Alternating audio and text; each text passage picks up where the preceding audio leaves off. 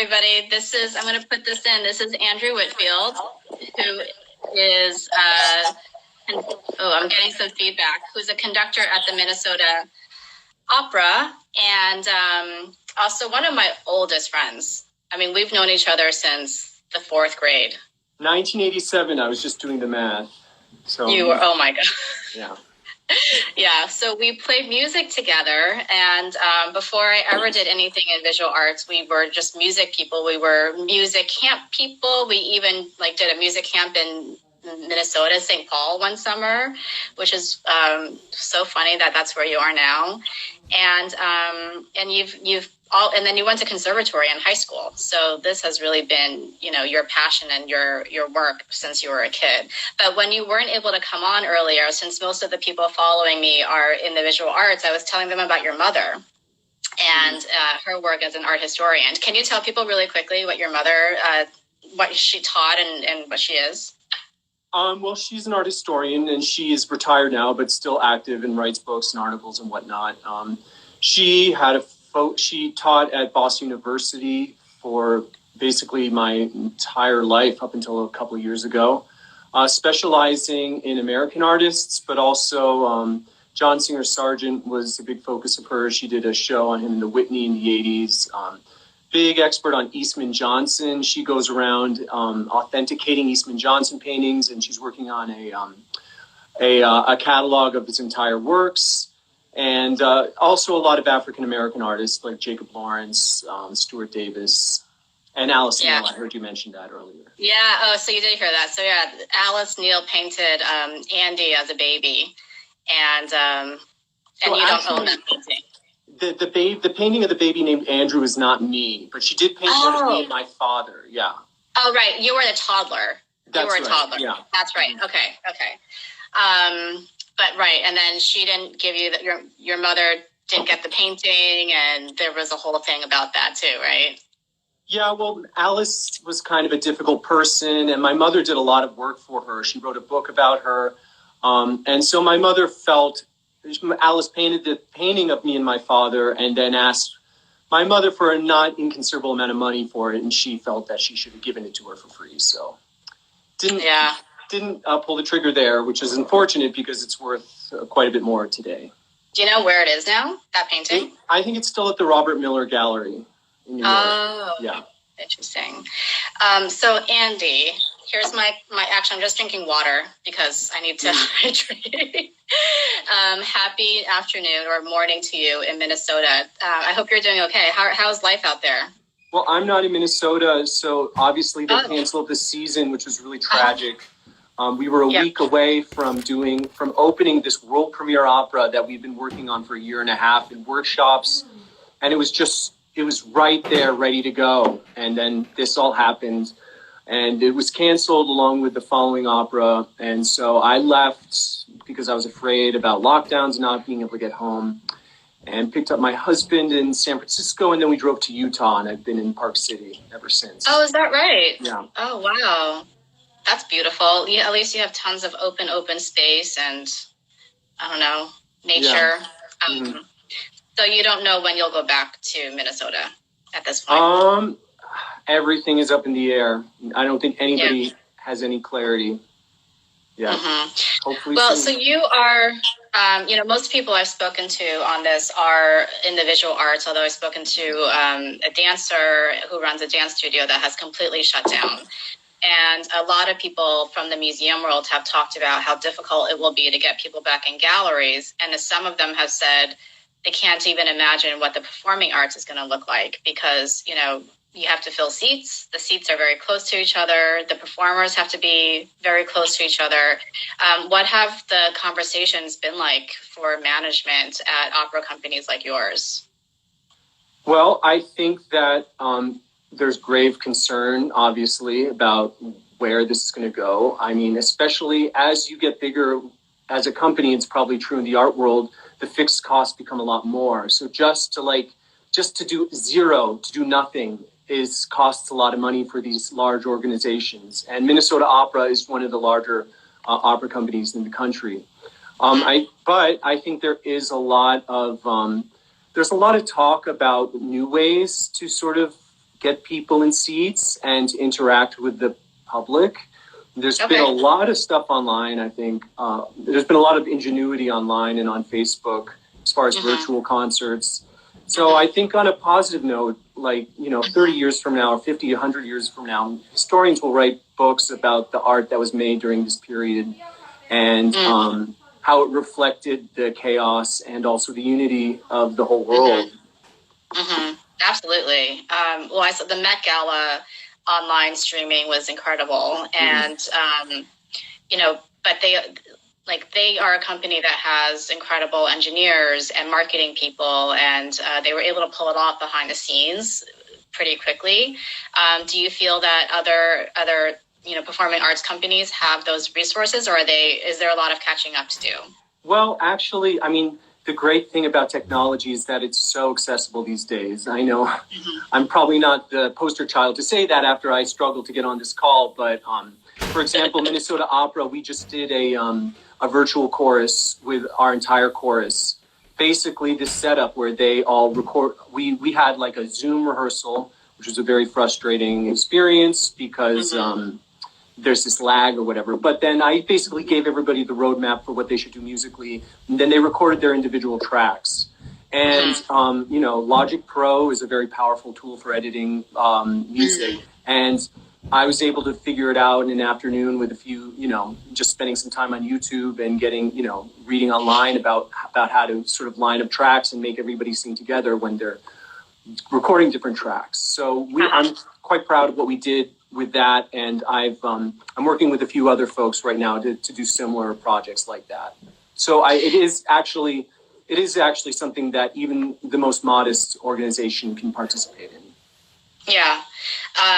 Are you worried at all about the quality of how the music sounds online through these Zooms and Well, I think right now it's less about the artistic product and more about the display of unity and people coming together to make music. I mean, obviously you saw the Met Gala yesterday. For those who didn't see it, it was basically people doing what we're doing, except it was world-class artists with, a recording that they would go and they would press play and it would be the piano and then they would sing along to that.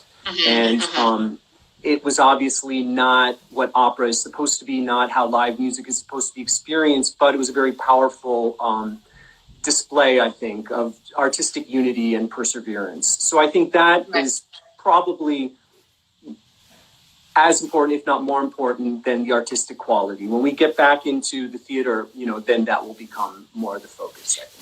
No, I agree. I think right now, I had a friend on a few days ago who was talking about the Jazz at Lincoln Center benefit that was also online. And, she said the production was just incredible. They knew how to create the right environment, the right atmosphere. But they have world-class technicians working on those sorts of things, right? And even for me, like getting each of these interviews up on YouTube every day, like I've had to learn how to edit videos, which is something I've never done before. My friend Karen Corpus just joined, and she was formerly the marketing director at the Met Opera, actually. And so, there's just, and I've gone with her to the opera, and I've gone with, we've gone to see opera together. We went to see Jesse Norman when we were teenagers, and I took that photo of the two of you. And just so people know who are coming in, this is Andrew Whitfield, conductor at the Minnesota Opera, and one of my oldest friends from 1987. Yeah. And I was music was a big part of my life when I was growing up. I played the violin. I learned in public school. Then I took private lessons. Very talented violin player. I was a very talented violin. Yeah, I was. Very good. I was very talented. I didn't work hard enough. I just didn't want it enough. I was I was like first chair a few times. And then sometimes I wouldn't work hard enough and I was at the back of the first violin section. I was always in first violin, but I was always like moving around somewhere because I like to have fun too. And music is really, really difficult, right? It's a dedication and it's a practice that I just didn't have the tendency to do. And then I found sports in high school and, that kind of changed things. But, music was a huge part of my life. And the first thing during the shutdown that really like hit my heart and made me cry and made me just like sit and think was the Yo-Yo Ma. He's been doing these online songs of comfort where he's just playing a solo from his home, and they're beautiful, you know, and it made me it just triggered like all of these neurons in my brain. And I was like, actually more than anything else, music affects me more than visual art, honestly, more than dance. Like I love all of those things, but music hits my core. And you know, so there's this expectation for me sometimes, like it has to be perfect, right? And if I'm going to the symphony, if I'm going to the opera and I hear a little glitch here or there, I'm like, ooh, they made a mistake, right? But now that we're online and everything is kind of improvised, and as you're saying, that's not the focus right now, right? The focus is to come together to celebrate. But do you think that there's going to be a point, like even before we're all able to come together, where, you know, those standards start changing and there has to be a better way to fine tune all of this? Well, I think you'll continue to see ingenuity, and I think people will just start bringing it to the next level. And you'll probably start to see instances in which people are recording complete operas and putting them together. And, you know, it'll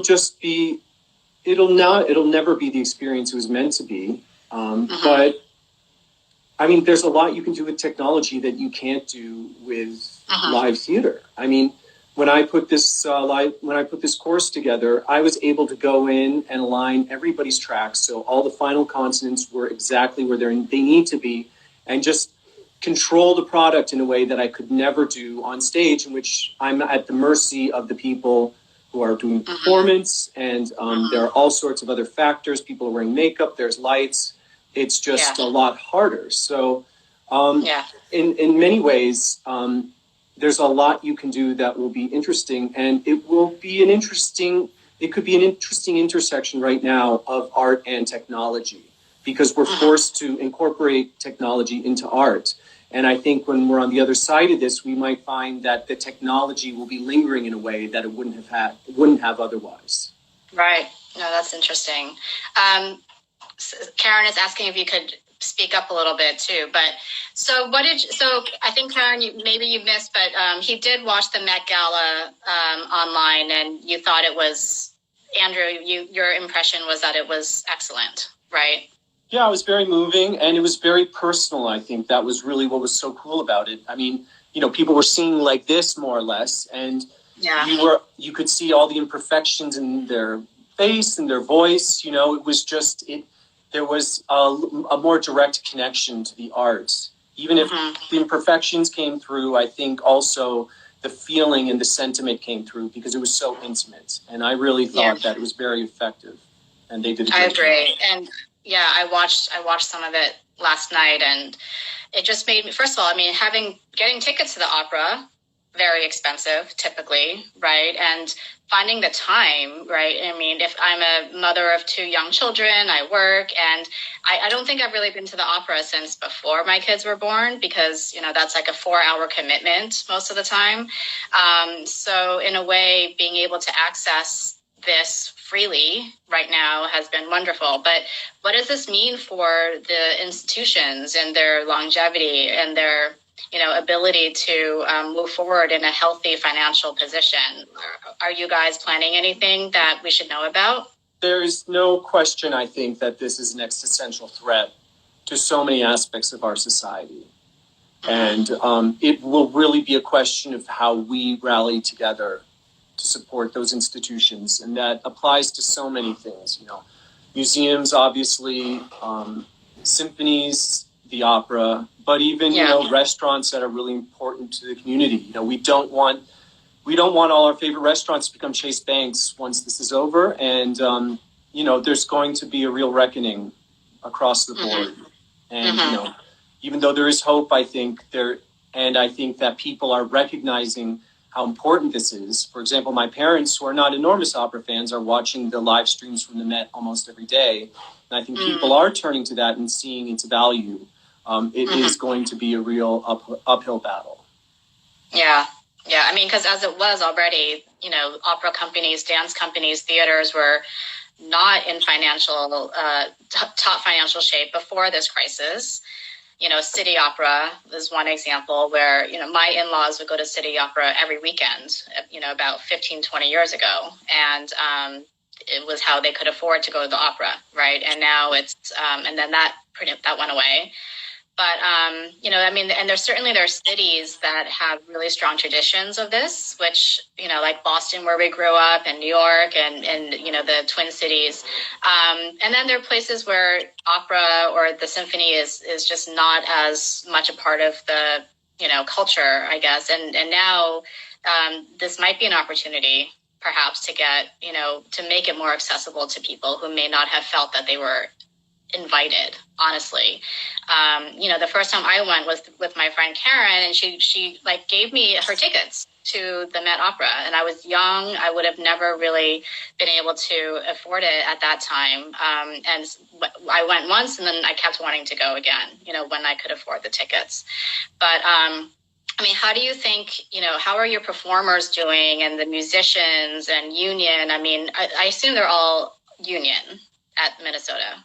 The orchestra's union, the stagehands union, the soloists are not, and the chorus is not union.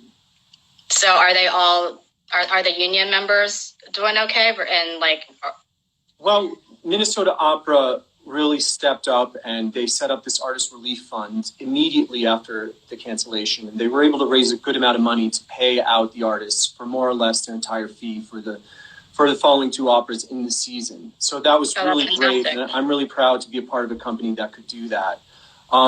Like I said, bigger organizations that have higher fixed costs haven't had that ability. So for instance, my understanding is that the Met has furloughed all of their musicians, and they're the orchestra and the chorus. And that has to be very devastating. Yeah. Because so are musicians, are those who've been furloughed, are they just kind of joining now the online gig economy, playing online, asking for donations? Well, I think they're all on unemployment. I mean, I think they're still getting health insurance, which is good. And, they've just joined the ranks of 26 million people who are now unemployed. Yeah. Yeah. So Karen Karp has a question. What is the budget of the Minnesota Opera? I think it's just under $13 million. Okay. And Karen, what was the budget of the Met Opera when you were there? Just curious to see how that compares. I think it's like 300 million or something at the moment. Yeah, it's the largest arts organization in the country. Right. By a lot. So does this, now that you are learning these online tools or getting savvier at it and, connecting with people online, how do you see the future of performing arts and yours specifically? How do you see opera perhaps changing, or what do you think it'll look like in 5 years? Presumably after COVID is over, we have a vaccine, we can do tests. 275 million. Okay. Yeah. So what do you think the future looks like? Well, I think we're definitely looking at some very lean years right now. But I don't know about you, but personally, I want to get out of my house as soon as possible, and I want to go back to restaurants, and I want to go to theater, and then I appreciate it way more than I did before. So hopefully if I'm feeling that, other people will feel that as well. As far as new platforms for opera, I think that would be an interesting thing to explore and see where that takes us. And there have been people already doing that and experimenting with that. For example, there was just a Zoom opera that just premiered yesterday, which is an interesting idea. I think. Wait, what do you mean, like a new production just for Zoom? Yeah. Wow. Yeah. What's the name of it? I don't remember. Okay. A friend of mine was in it, but I have to say I don't remember. But I think that the power of I don't think that the power of being in a live theater will ever be replaced. And I think specifically to classical music, you have that connection with the acoustic instrument that you don't get when you go to a rock concert, and it's all amplified. I mean, when I go to a rock concert, I think I could stay at home and hear sound better in my earphones, but you can't have that experience anywhere but a theater. And also the personal connection with a great artist on stage who's singing to you, and you feel that and they feel that, So I think that will, I don't think that's going anywhere. And there have been a lot of people who've been quick to point out about the opera, which has had a 400-year plus tradition, that there have been epidemics all throughout the history of this art form, and there have been cancer performances, and somehow it's persevered.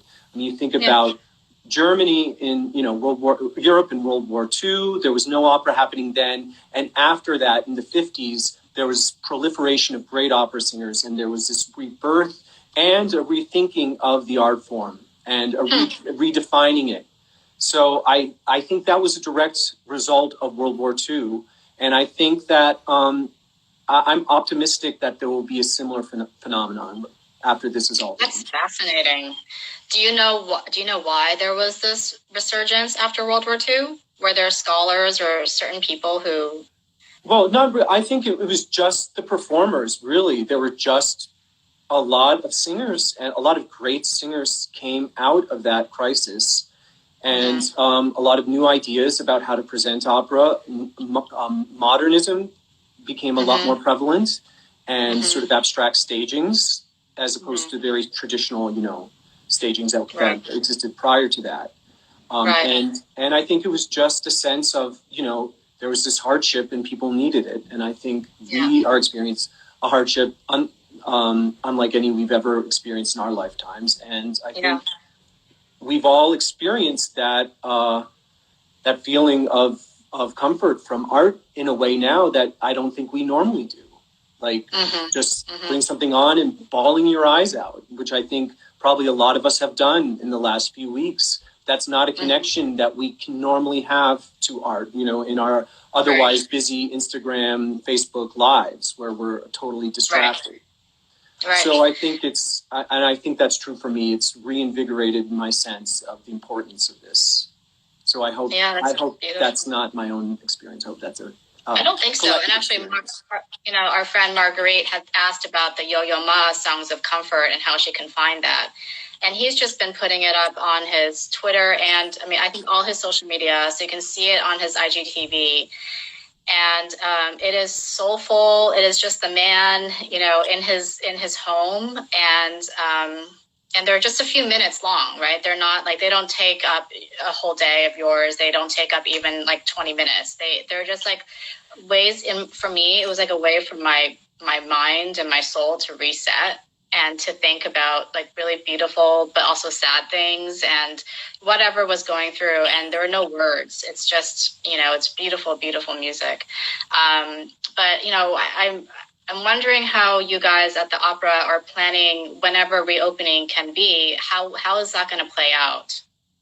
I think they're exploring various scenarios and obviously trying to stay flexible and nimble. There are lots of different strategies you could go. You could just think, okay, we need to go into total hibernation. You could think, okay, we need to do something, even if it means that people will sit, 5 seats apart. We just have to do something, no matter what the cost is. Yeah, so, that's the thing. Is there a cost benefit analysis, right? Because if you open up the opera, if you open up the theater, but you're only able to fill it to a third capacity because everyone has to be staggered in a way, you might end up losing. You'll probably lose money depending on what you put up. Opera always loses. It's never been a good business proposition since its inception. It's always been funded by either, monarchies or, rich people or, Carnegie Foundation, whatever. So that's never been something. But yes, definitely, everybody has to be very mindful about debt and saddling themselves with debt. Because it can sneak up on you like it did City Opera, and then all of a sudden you just don't have the cash flow to keep the doors open. So. Right. Or maybe it's you do put on a performance, but the set is not extravagant, or you're recycling things that have already been there. I don't know. I would just love to see something live soon, something on stage. Anything with other people in the room, even if they're a little bit far apart, would be so beautiful. So there's a question: in the best times, earned income never covers costs. Yeah. No, it's true. And it's, I think opera especially is, it's kind of those crazy things where like the tickets are so expensive, but then you realize like how expensive the production costs are. And, I know like the stagehand, like what's the name of the stagehand? The foreman or not the foreman, like stage manager? Like I know at the Met Opera, that position makes like so much money. And so, I think that there are also probably going to be negotiations to be had, right, with the unions and with, who's going to, who's essential in these upcoming performances. Matthew has a question. Never having been to an opera before, what should be my first experience? It's such a funny question. A lot of people would point you towards the standard rep, like La Boheme or Tosca or The Marriage of Figaro. But I've talked to people who've had zero experience with opera, and they've had a first experience with something like Shostakovich, and it's been very meaningful for them, more than some of the standard rep. So I would really think about the kind of art that you relate to. Like if you go to a museum, are you looking at the old masters? Are you looking at Impressionism? Are you looking at modernism? And that would probably point you in the right direction of where you want to go. I mean, the idea that you have to kind of start somewhere from a simpler musical idiom, I don't think is true. You might not understand the mechanics of the music, but you can connect with it, even if it's very sophisticated. And if you feel like you have a palette that favors things that are maybe a little bit more modern, a little bit more out there, not about the beauty, or maybe you like the beauty, and that's fine too. So it's really, I think, art in general, music and art parallel, throughout history. So if you find you like Impressionism, you might like Debussy. If you find you like Renaissance, you might like Lully or someone like that, or Baroque. I love it. I feel like you should have like a little document saying like, if you like this art, try this opera. If you like this art, that would be so helpful. Yeah. Send that to me. Work on it. I will. In your free time. I've got all the time in the world. So. Well, we have one more minute, but any last questions, please put it in there. But so, what are you doing for yourself? Peter Grimes. I saw Grimes at the Met, and I fully endorse that opera. I do too. Karen, I think I saw that with you. Or we talked about it endlessly. But if there's any questions, please put it in. I see Leah, a friend of ours from high school, is on there.